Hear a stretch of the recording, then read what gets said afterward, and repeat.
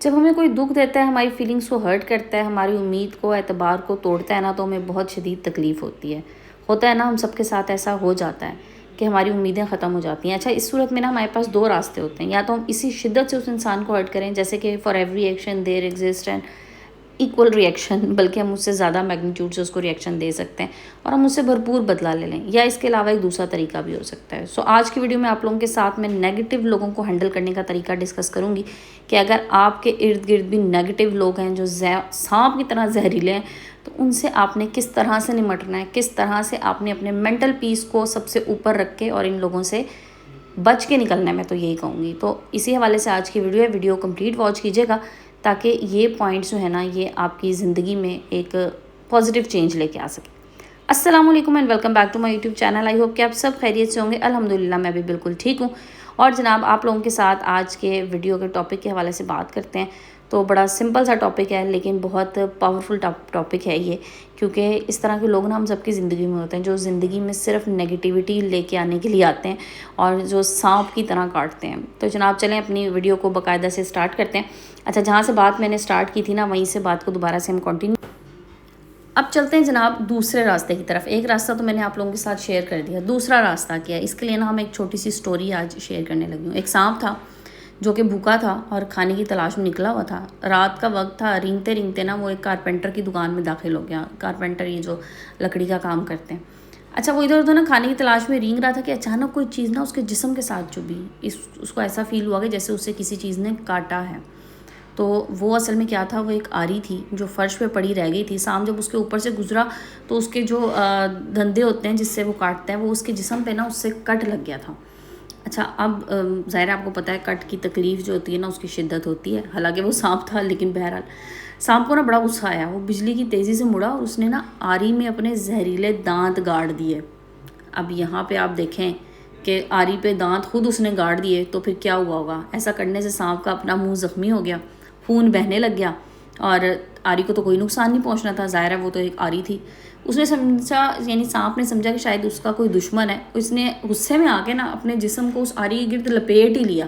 اب سانپ تھا، اس کو تو آئیڈیا نہیں تھا کہ یہ کیا چیز ہے، لیکن جیسے جیسے وہ اپنے جسم کو آری کے گرد گھستا رہا، آری کے دندے جو ہے نا وہ اس کے جسم میں چبھتے رہے اور اس کی تکلیف بڑھتی رہی۔ حالانکہ وہ تو بدلہ لینے کے لیے ایسا کر رہا تھا کہ میں اس کو جو ہے نا اسے گرد لپٹ کے اس کو میں کاٹ لوں گا اور اس کو ختم کر دوں گا، لیکن اصل میں تو وہ ایک آری تھی۔ تو اس سے کیا ہوا، تکلیف اس کی اپنی وہاں پہ بڑھتی رہی بجائے اس کے کہ تکلیف ختم ہو۔ اس نے آری کو مزہ چکانے کا فیصلہ تو کر لیا تھا، اور اس نے کیا کیا، اپنی جسم کو پوری طاقت کے ساتھ نا اس آری کے ساتھ کس لیا، مطلب اچھے سے اس کو لپیٹ لیا، اور اپنے زخمی دانت پوری قوت سے نا اس آری کے اندر لگا مطلب پیوست کر لیے اچھی طرح سے۔ ایسا کرنے سے کیا ہوا، وہ سانپ آری کو کوئی نقصان تو نہیں پہنچا سکا، لیکن اس کا اپنا بہت نقصان ہو گیا، اور آری کے دندے جو ہے نا اس کے جسم کے آر پار ہو گئے، اور وہ فائنلی سانپ جو ہے نا وہ زندگی کی بازی ہار گیا، وہ سانپ مر گیا۔ اب یہاں پہ نا سبق حاصل کرنے والی بات ہے کہ اس کی جان آری کی وجہ سے نہیں گئی، بلکہ اس کی جان اس کے تکبر اور اس کے غصے نے لے لی۔ وہ اپنے غصے میں اندھا ہو گیا تھا، وہ دیکھ ہی نہیں سکا کہ اس کا مقابلہ کس سے ہے۔ وہ یہ دیکھ ہی نہیں سکا کہ یہ تو مقابلہ تھا ہی نہیں، کیونکہ غصے نے اس کے سوچنے اور سمجھنے کی صلاحیت جو ہے نا وہ ختم کر لی تھی۔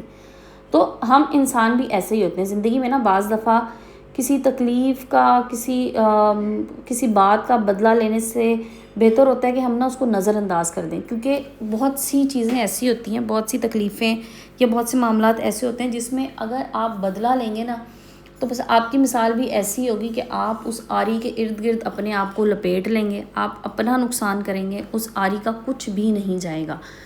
تو سب سے پہلے نا آپ یہ دیکھیں آپ کا مقابلہ کس سے ہے۔ دیکھیں ایک چیز نا بڑی پیاری، اس دن میں ایک مولانا صاحب کی بات سنی تھی، انہوں نے کہا جی ہر ایک کے ساتھ نہ تو لڑائی کی جاتی ہے، نہ تو ہر ایک اس قابل ہوتا ہے کہ اس کے ساتھ مقابلہ کیا جائے۔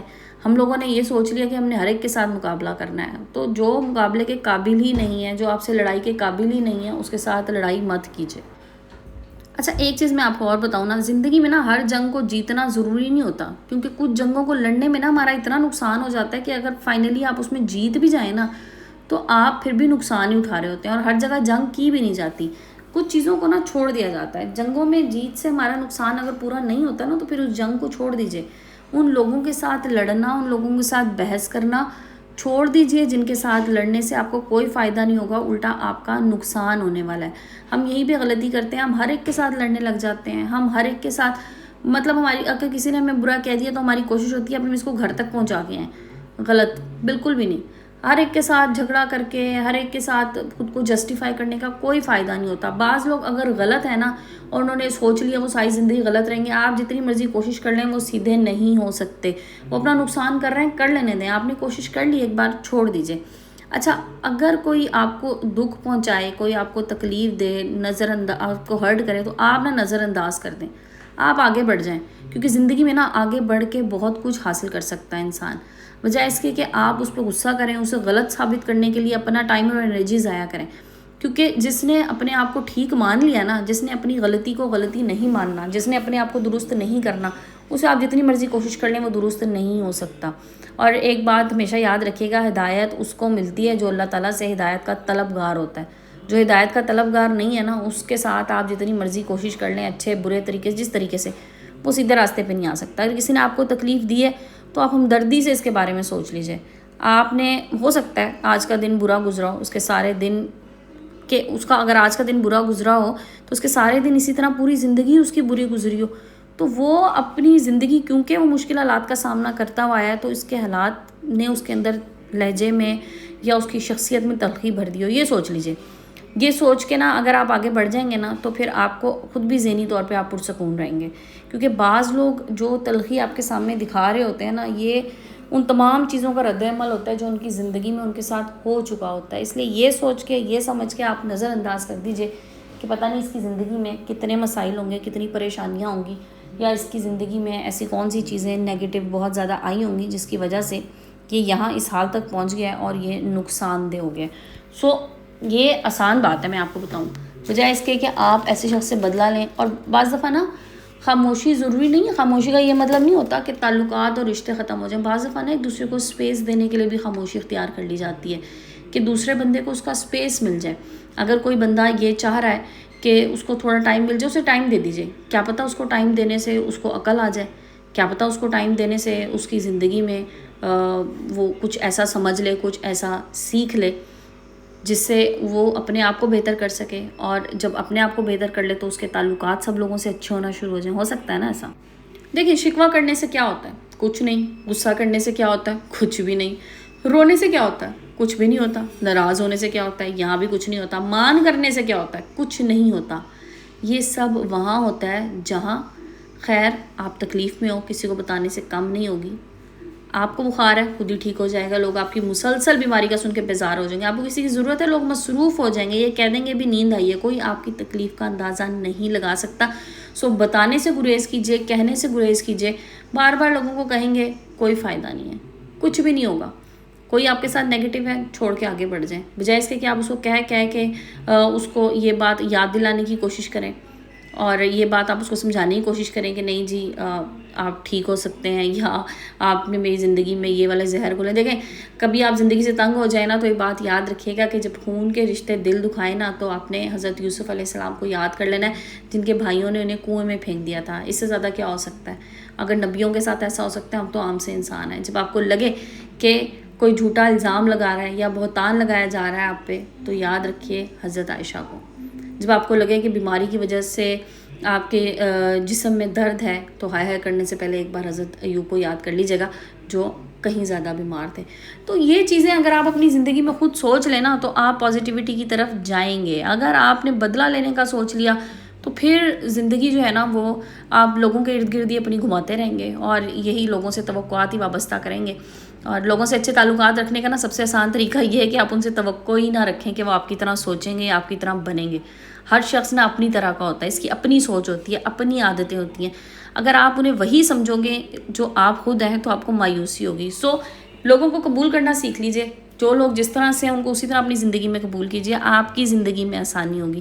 لوگ نہیں بدلتے یہاں پہ، گمان اچھا رکھیں، ہو سکتا ہے کچھ دروازے نہیں کھلے تو وہ آپ کے لیے اچھا گمان کر لیجئے۔ کچھ لوگ آپ کی زندگی سے چلے گئے کیونکہ وہ ایک صفحہ تھے، پوری کتاب نہیں تھے۔ کچھ خواہشیں پوری نہیں ہوتی کیونکہ ان کے لیے مناسب وقت ہی نہیں ہوتا، مناسب وقت پہ وہ خواہشیں پوری ہو سکتی ہیں۔